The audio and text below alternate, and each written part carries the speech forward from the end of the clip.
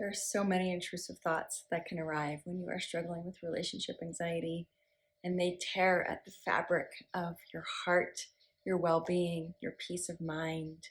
So, if you are struggling with relationship anxiety, as I often say, I am here. You are not alone. There is a roadmap through what feels like torture. Some of the intrusive thoughts can sound like the more typical ones. Do I love my partner enough? Do I love my partner at all? Or it can just arrive as a declarative statement. You don't love your partner. You're not in love. You don't love them at all. Do I even like my partner? And then there are ones that take on particular tenor, particular strength. What if I'm just convincing myself that I love my partner? What if I'm just convincing myself that I want to be with my partner because they're a good person, because they tick so many of the boxes? So when these kinds of thoughts arrive, it's important to address them on all levels, cognitively, in the place of the heart, in the realm of the soul. I talk a lot in my work about healing from the root, healing holistically, so that we're not just approaching these thoughts with one tool or one technique, trying to stop them or distract or let them go. There's so many useful ways to work with intrusive thoughts. But what I have found most effective is when we address the thought in the totality. So what if I'm just convincing myself that I love my partner because they're a good person, because my family likes them, because they look good on paper, etc., etc. Anxious mind will think of all kinds of rationales and reasons why you're just convincing yourself. The first place to address the thought is always cognitively, is to splash some truth water on the thought and to ask some cut-through questions like, when anxiety is not in the driver's seat, do I like my partner? Is there a connection? Of course, anxiety can tear all of that down, but I'm talking about those moments of clarity, having a baseline of clarity that you can come back to. Make a note on your phone when your eyes are wide open, when you are seeing your partner through clear eyes and not fear eyes. And you have that deep embodied sense of knowing that I choose this and that I do want this. And again, want is a tricky word because it gets clouded with emotions, and emotions come and go. And we've been taught in this culture to equate that sense of knowing you are with the one, with emotions, right? And so we get into a habit of checking, what am I feeling? What am I feeling? Am I feeling enough? And that's a whole different conversation about the word enough that I will explore at some point. But we get into those habits of checking for the feeling as the metric of evidence that you are with the right person. And so this thought comes in, but then I'm just convincing myself. And you can meet it with a deeper place of knowing, an embodied knowing of, in moments of clarity, I do choose this person from the clear place inside of me. So that's the first piece. And there are other very effective cut-through questions that I will be talking about in future videos that I've written about in my blog. But that's the first place to address. Then we want to go into some cognitive heart realms in terms of what is love? How do we know?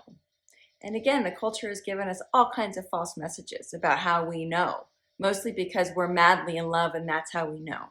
That is a very poor barometer of assessing whether or not the person that you are choosing to say yes to is worthy, is a good choice, is a solid choice of lifetime partnership, if that's what you're committing to.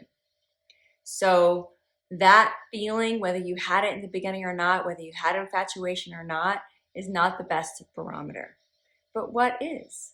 What is our values, our vision, having a shared sense of values and vision, close enough, not perfect, it's never going to be perfect, but close enough. Asking one of the other cut-through questions, which is this someone with whom I can learn about love? And again, I will be talking more about that specific question. It is an essential one in some future videos. And then assessing that place of choice.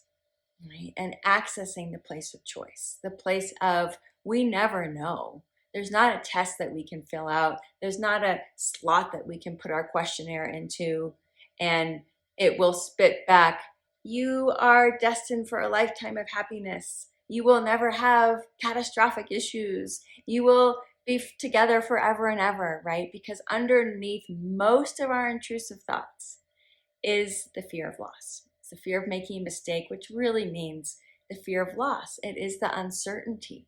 It's the not knowing. How do we know that this is guaranteed? Well, we don't, but we can walk in with eyes wide open, which highly sensitive people do very well, sometimes too well, making the assessment, going through the questions, having the hard conversations with your partner to make sure that there is enough alignment of values and vision. And then remembering that we choose love. Love is a choice.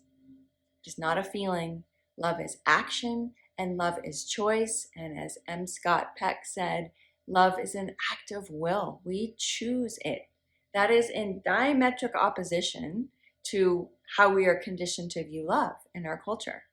But we do choose love. And then the feelings come and the feelings go. And over a lifetime, decades and decades, we learn to soften the barricades and defenses around our hearts together. As long as you both have that willingness to grow in love together, you soften and soften, becoming more and more vulnerable, more and more connected. And as that happens, as the barricades and defenses and barnacles around our hearts that are trying to protect us from being hurt, because we've all been hurt in love, as that happens, the feelings grow more and more, but that's over a lifetime. We expect it all to be there in the beginning, and it's just not. We have some free ride with the infatuation, or we don't. Doesn't matter either way. And then we spend the rest of our lives growing, opening our hearts to be able to give and receive love. So I wanted to share with you, this is a blog post I wrote in 2011, called What If I'm Just Convincing Myself That I Love My Partner? And there is a quote in here from one of my forum members. Back then, she joined the forum, I think in 2006, one of my early forums on relationship anxiety and wedding and engagement anxiety. And then I checked in back with her when I was writing this article. And the way she talks about, she's responding to somebody else on the forum, asking the question about what is connection, right? Maybe I could just be connected with everybody. So again, future topic for another video is, can I make it work with anyone? And I have a blog post on that topic as well. But this is what she says, very wise. So much wisdom comes from my course members. Perhaps a good place to start is asking yourself, what is connection? What is it? It's an elusive term, like chemistry or even love. It means different things to different people. Is feeling connected an emotional state for you? When I think of being connected with my husband, the feeling usually happens when we're jiving together. For example, working together towards the same goal, being on the same wavelength about an issue, and so on. This is not a permanent emotional state. Relationships are typically full of ups and downs. I do remember the first profound feeling I had after being engaged was not feeling connected to my fiance. I remember telling Cheryl about this.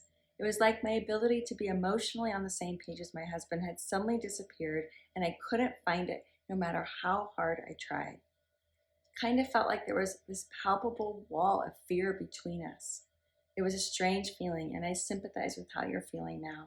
It hurt, and it made me feel sad.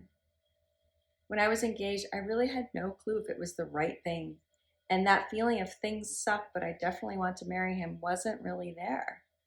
At times, the only thing keeping me going forward was that I felt about 1,000,000 times worse when I thought of calling it off. The thought of not being with him felt worse than any sort of fear or doubt I felt about the engagement. So to start, there are probably a few questions you can ask yourself. The first being, what does connection mean to you? And how might you create times where closeness can occur with your partner? What makes you feel loved, and how do you show love? The Five Love Languages by Gary Chapman is an excellent book on this. What is your expectation of the relationship in terms of being connected? Often, at least I found, my expectations of emotions in a relationship were totally off base to the realities of a relationship. Like, I should feel in love all the time and want to rip his clothes off every time I see him. Reality is, long-term relationships don't offer that way. Long-term relationships go through times of feeling close and feeling distant. One day you might want to kiss him all over. The next day you want to rip his head off.